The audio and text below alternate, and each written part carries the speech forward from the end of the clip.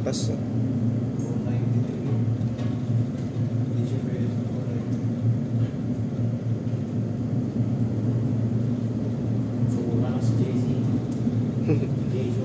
Jason.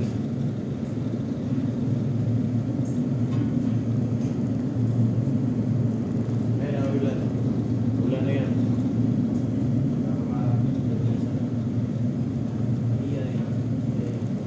Sa buong ano ko, ito yung pinaka-ano.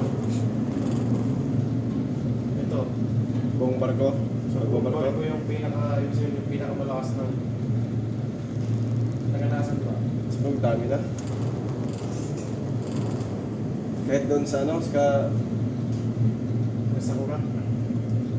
isa rin dito ako. States pala yan. Yung pay yung ano namin eh. Accommodation ladder. Sa port side. Yung bus. Yung pay talaga, grabe. Ano may malam nila?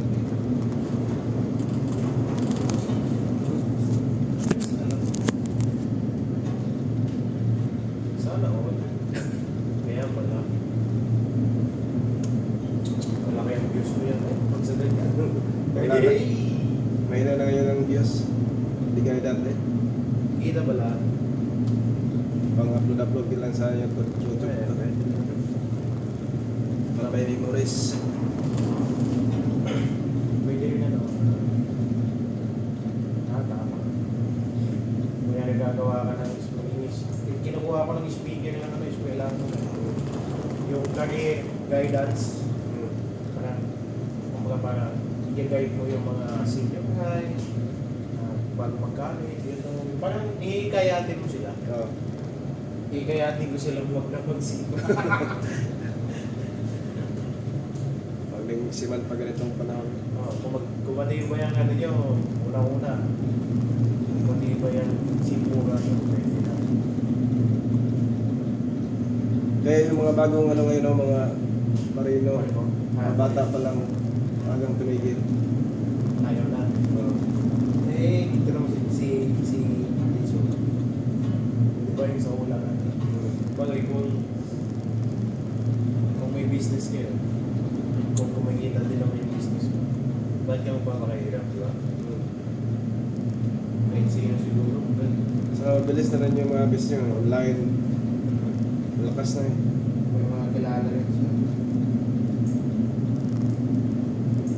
Kitain dito sa buwan, kitain lang doon sa ilang araw lang yun. Sa online? Kasi mas malaki pa nga yung sabi dito sa online eh. Yung iba nga, sabagay, panahon lang kasi yan. Tinan mo yung meron sa amin brand, wiper yun. Hindi taga-career, pero ang istorya nun, taga-wiper siya. Sumubok siya ng negosyo, car wash.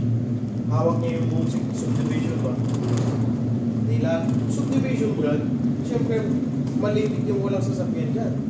Alas lahat yan, may bahay, may sasakyan yan. Tapos, yung galing din na niya kasi yung car wash niya, siyempre, sabihin mo na mga 45 minutes, maximum, o kaya 30 minutes, di ba? Yan. Lakas. Makikiyano na lang, makikipasa na lang. Papasa na. Kakaso ano pala yan? Yan tawag doon? Time-lapse? Eh, hindi. Hindi ko tinime-lapse. Pang YouTube to. Pag nakahiga, pang YouTube. Pag nariga, YouTube. Pag nakatayo, pang Facebook lang.